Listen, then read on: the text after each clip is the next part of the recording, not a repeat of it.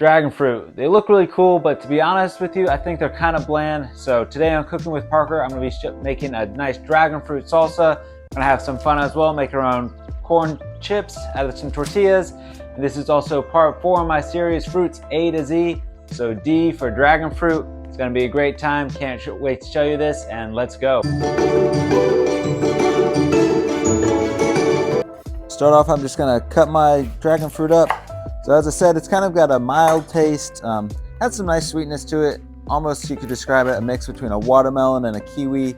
Has some pear flavors is what other people say, but cuts up pretty easily and then the skin peels right off. So we're just gonna go ahead and do that. Go ahead and give myself a little taste, see how it is. The riper it is, the sweeter it's gonna be. There's 3 main varieties of dragon fruit. There's the red one with this nice white flesh, and then you can get red with the redder flesh. That's what you see in a lot of the pictures, Starbucks, they're dragon fruit, nice pink color, and the yellow one with white flesh, and that's going to be a little bit sweeter, but the red and pink and white's the easiest to find, so that's what I got at my local market. Just going to go ahead and chop these up into little bite-sized pieces for my salsa. Go ahead and grab my bench scraper to set this aside into a mixing bowl that we'll use to make our salsa. Next, I'm going to grab a shallot and mince this up. So for me, I like to cut off the top and the bottom, peel the skin off, and then go along, cut into thin little strips down the lengthwise, turn it 180 degrees, and cut along the other way. So there's all sorts of ways you can mince a shallot. This is just the method I found the easiest. You can use a food processor if you want, but again, bench scraper, always a great tool to have. Grab some limes and lemons.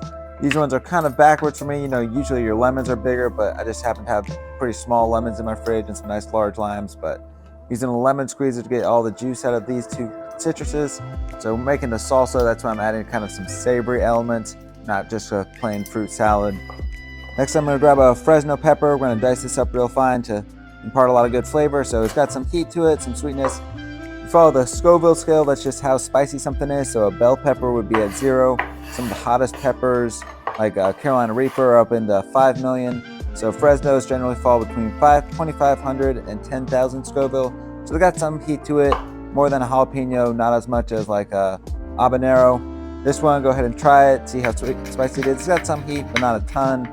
So you want to balance it though, so just using about half of this, just cutting again into thin little strips, go back, dice that up into small little pieces, and then I'm going to go ahead and use my knife to go all the way back and forth so it kind of breaks it down into really small pieces, just spread throughout my whole dragon fruit salsa, impart some good flavor, but it's not going to overpower the sweetness of the dragon fruit, and just give a nice little backbone of heat to it.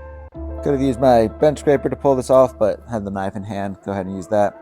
Next up, I've got some cilantro, so I'm just going to pluck the leaves off and set the stems aside. That's just, you won't have any of those stem chunks in there. Makes it nice and smooth. So if you have the genetic disposition against cilantro, sorry about that. You can, obviously leave the cilantro out, so you might not enjoy this salsa quite as much, but cilantro imparts a lot of good flavor to a lot of dishes, and this salsa is no exception. I'm just chopping this up again, real fine, going back and forth.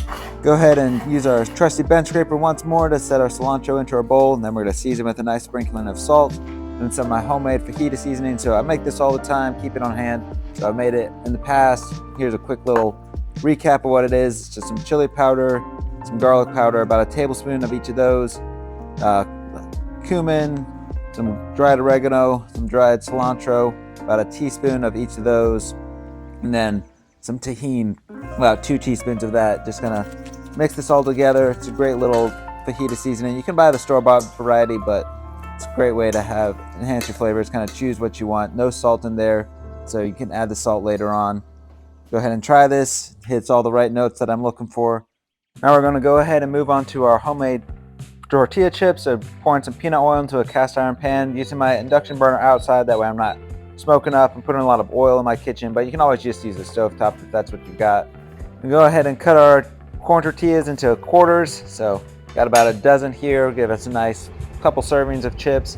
Bring my oil up to 325 degrees. You don't want it too hot, it's gonna burn them. So once it hits that point, go ahead and drop my tortilla chips in. I'll fry this for about 2 minutes. If you ever go to a Mexican restaurant, wonder why their chips and salsa are so good, just keep eating them. This is exactly why. They're frying them fresh most of the time. Gives a great, just freshness, vibrant chips. Great little crunch to it. You can use any sort of oil you want. Just gonna go ahead and once those are done, do it in batches, pull that out with a strainer.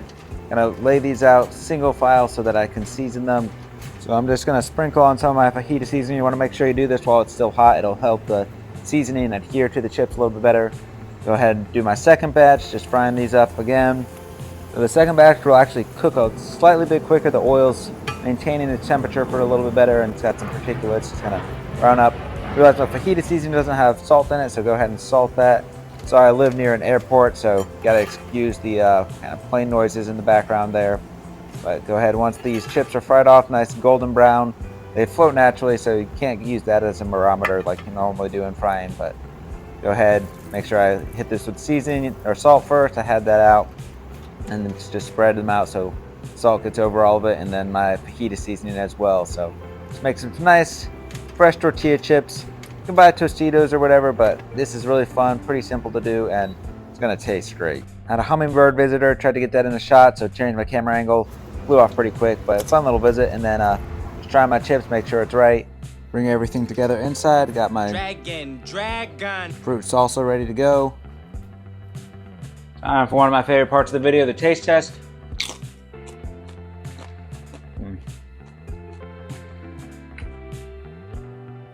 It's really good, you know, D for dragon fruit. The dragon fruit mostly looks pretty, but it has some nice kind of floral flavors. Add that extra cilantro, Fresno, chili, lime and lemon juice. It makes a really nice kind of refreshing salsa. You got the homemade chips, you know, you can buy any store-bought Tostitos, whatever, but doing them at home, pretty simple and quick, and really something special. So if you like this video, don't forget to comment, like, and subscribe. I'll see you next time.